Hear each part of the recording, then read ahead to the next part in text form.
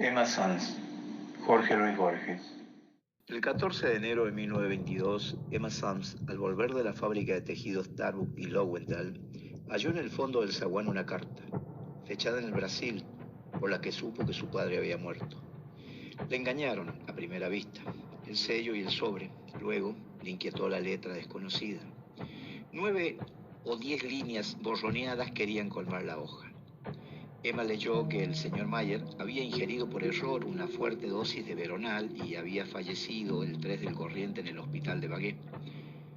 Un compañero de pensión de su padre firmaba la noticia, un tal Freino Fain, de Río Grande, que no podía saber que se dirigía a la hija del muerto. Emma dejó caer el papel. Su primera impresión fue de malestar en el vientre y en las rodillas. Luego de ciega culpa, de irrealidad, de frío, de temor. Luego quiso ya estar en el día siguiente. Acto continuo comprendió que esa voluntad era inútil porque la muerte de su padre era lo único que había sucedido en el mundo. Y seguiría sucediendo sin fin. Recogió el papel y se fue a su cuarto. Furtivamente lo guardó en un cajón, como si de algún modo ya conociera los hechos ulteriores. Ya había empezado a vislumbrarlos, tal vez ya era la que sería.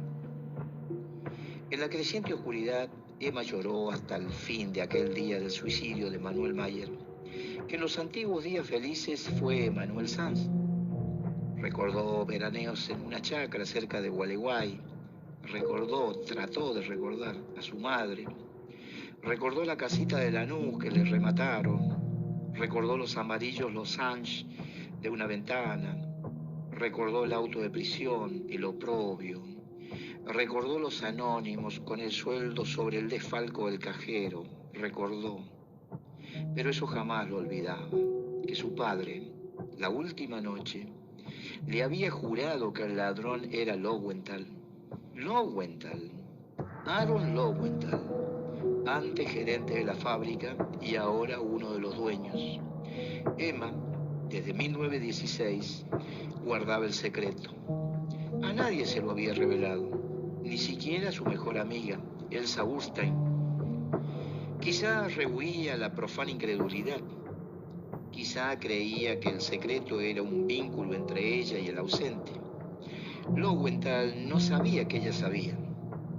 Emma Sanz derivaba de ese hecho ínfimo un sentimiento de poder. No durmió aquella noche, y cuando la primera luz definió el rectángulo de la ventana, ya estaba perfecto su plan. Procuró que ese día, que le pareció interminable, fuera como los otros. Había en la fábrica rumores de huelga. Emma se declaró, como siempre, contra toda violencia. A las 6, concluido el trabajo, fue con Elsa a un club de mujeres, que tiene gimnasio y pileta. Se inscribieron, tuvo que repetir y deletrear su nombre y su apellido, tuvo que festejar las bromas vulgares que comentan la revisación. Con Elsa y con la menor de las Confus, discutió a qué cinematógrafo irían el domingo a la tarde. Luego se habló de novios y nadie esperó que Emma hablara. En abril cumpliría 19 años, pero los hombres le inspiraban aún un temor casi patológico. De vuelta, preparó una sopa de tapioca y unas legumbres, comió temprano, se acostó y se obligó a dormir. Así, laborioso y trivial, pasó el viernes 15, la víspera. El sábado, la impaciencia la despertó. La impaciencia, no la inquietud. Y el singular alivio de estar en aquel día, por fin. Ya no tenía que tramar y que imaginar. Dentro de algunas horas alcanzaría la simplicidad de los hechos. Leyó en la prensa que el Nordstjärnan de Malmo zarparía esa noche del dique 3. Llamó por teléfono a Lowenthal, insinuó que deseaba comunicar, sin que lo supieran las otras, algo sobre la huelga y prometió pasar por el escritorio al oscurecer. Le temblaba la voz, el temblor convenía a una delatora. Ningún otro hecho memorable ocurrió esa mañana. Emma trabajó hasta las 12 y fijó con Elsa y con Perla Kronfuss los pormenores del paseo del domingo. Se acostó después de almorzar y recapituló, cerrado los ojos, el plan que había tramado. Pensó que la etapa final sería menos horrible que la primera y que le depararía, sin duda, el sabor de la victoria y de la justicia. De pronto, alarmada, se levantó y corrió al cajón de la cómoda. Lo abrió. Debajo del retrato de Milton Sills, donde la había dejado la antenoche, estaba la carta de Fine. Nadie podía haberla visto. La empezó a leer y la rompió. Referir con alguna realidad los hechos de esa tarde sería difícil y quizá improcedente. Un atributo de lo infernal es la irrealidad, un atributo que parece mitigar sus terrores y que los agrava tal vez. ¿Cómo hacer verosímil una acción en la que casi no creyó quien la ejecutaba? ¿Cómo recuperar ese breve caos que hoy la memoria de Emma Sands repudia y confunde? Emma vivía por Almagro, en la calle Liniers. Nos conta que esa tarde fue al puerto. ¿Acaso en el infame paseo de Julio se vio multiplicada en espejos, publicada por luces y desnudada por los ojos hambrientos? Pero más razonable es conjeturar que al principio erró, inadvertida, por la indiferente recoba. Entró en 2 o 3 bares, vio la rutina o los manejos de otras mujeres, dio al fin con hombres del North Hernam. De uno, muy joven, temió que le inspirara alguna ternura, y optó por otro, quizás más bajo que ella y grosero, para que la pureza del horror no fuera mitigada. El hombre la condujo a una puerta, y después a un turbio zaguán, y después a una escalera tortuosa, y después a un vestíbulo, en el que había una vidriera de Los Angeles, idéntico a lo de la casa en Lanús, y después a un pasillo, y después a una puerta que se cerró. Los hechos graves están fuera del tiempo, ya porque en ellos el pasado inmediato queda como tronchado del porvenir, ya porque no parecen consecutivas las partes que los forman. En aquel tiempo, fuera del tiempo, en aquel desorden perplejo de sensaciones inconexas y atroces, ¿pensó Emma Sands una sola vez en el muerto que motivaba el sacrificio? Yo tengo para mí que pensó una vez y que en ese momento peligró su desesperado propósito. Pensó, no pudo no pensar, que su padre le había hecho a su madre la cosa horrible que a ella ahora le hacían. Lo pensó con débil asombro y se refugió enseguida en el vértigo. El hombre, sueco o finlandés, no hablaba español. Fue una herramienta para Emma, como ésta lo fue para él.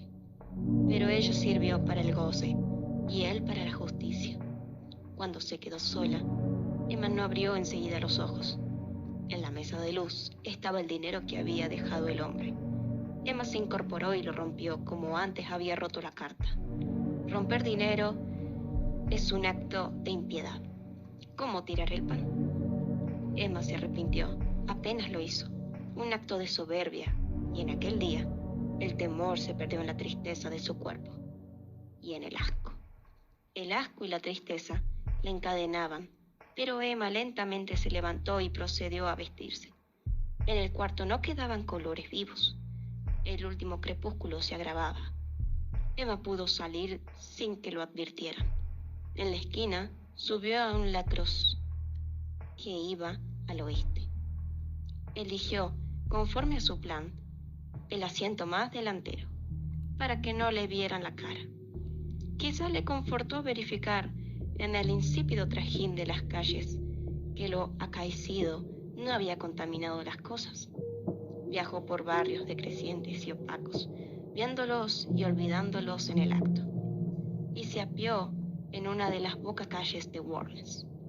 Paradójicamente, su fatiga venía a ser una fuerza, pues la obligaba a concentrarse en los pormenores de la aventura y le ocultaba el fondo y el fin. Aaron Lowenthal era, para todos, un hombre serio. Para sus pocos íntimos, un avaro. Vivía en los altos de la fábrica, solo, establecido en el desmantelado arrabal. Temía a los ladrones. En el patio de la fábrica había un gran perro, y en el cajón de su escritorio nadie lo ignoraba, un revólver. Había llorado con decoro el año anterior la inesperada muerte de su mujer, una Gauss que le trajo una buena dote, pero el dinero era su verdadera pasión. Con íntimo bochorno se sabía menos apto para ganarlo que para conservarlo. Era muy religioso. Creía tener con el Señor un pacto secreto que lo eximía de obrar bien, a trueque de oraciones y devociones. Calvo, corpulento, enlutado de quevedos ahumados y barba rubia, esperaba de pie junto a la ventana el informe confidencial del obrero Sons. La vio empujar la verja, que él había entornado a propósito, y cruzar el patio sombrío. La vio hacer un pequeño rodeo cuando el perro atado ladró. Los labios de Emma se atareaban como los de quien reza en voz baja. Cansados, repetían la sentencia que el señor Lowenthal oiría antes de morir. Las cosas no ocurrieron como había previsto Emma Sands. Desde la madrugada anterior, ella se había soñado muchas veces dirigiendo el firme revólver, forzando al miserable a confesar la miserable culpa y exponiendo la intrépida estratagema que permitiría a la justicia de Dios triunfar de la justicia humana. No por temor, sino por ser un instrumento de la justicia, ella no quería ser castigada. Luego, un solo balazo en mitad del pecho rubricaría la suerte de Lowenthal. Pero las cosas no ocurrieron así. Ante Aaron Lowenthal, más que la urgencia de vengar a su padre, Emma sintió la de castigar el ultraje padecido por ello. No podía no matarlo, después de esa minuciosa deshonra. Tampoco tenía tiempo que perder en teatrilerías. Sentada, tímida, pidió excusas a Lowenthal, invocó, a fuerza de la tora, las obligaciones de la lealtad, pronunció algunos nombres, dio a entender otros y se cortó como si la venciera el temor. Logró que Lowenthal saliera a buscar una copa de agua. Cuando éste, incrédulo de tales aspavientos, pero indulgente, volvió del comedor, Emma ya había sacado del cajón el pesado revólver. Apretó el gatillo 2 veces. El considerable cuerpo se desplomó como si los estampidos y el humo lo hubiesen roto. El vaso de agua se rompió. La cara la miró con asombro y cólera. La boca de la cara la injurió en español y en yiddish. Las malas palabras no cejaban. Emma tuvo que hacer fuego otra vez. En el patio, el perro encadenado rompió a ladrar y una efusión de brusca sangre emanó de los labios obscenos y manchó la barba y la ropa. Emma inició la acusación que había preparado. He vengado a mi padre y no me podrán castigar. Pero no la acabó, porque el señor Lowenthal ya había muerto. No supo nunca si alcanzó a comprender. Los ladridos tirantes le recordaron que no podía aún descansar. Desordenó el diván, desabrochó el saco del cadáver, le quitó los quevedos salpicados y los dejó sobre el fichero. Luego tomó el teléfono y repitió lo que tantas veces repetiría como esas y con otras palabras. Ha ocurrido una cosa que es increíble. El señor Lowenthal me hizo venir con el pretexto de la huelga. Abusó de mí, lo maté. La historia era increíble, en efecto, pero se impuso a todos, porque sustancialmente era cierta. Verdadero era el tono de Emma Sands, verdadero el pudor, verdadero el odio, verdadero también era el ultraje que había padecido. Solo eran falsas las circunstancias, la hora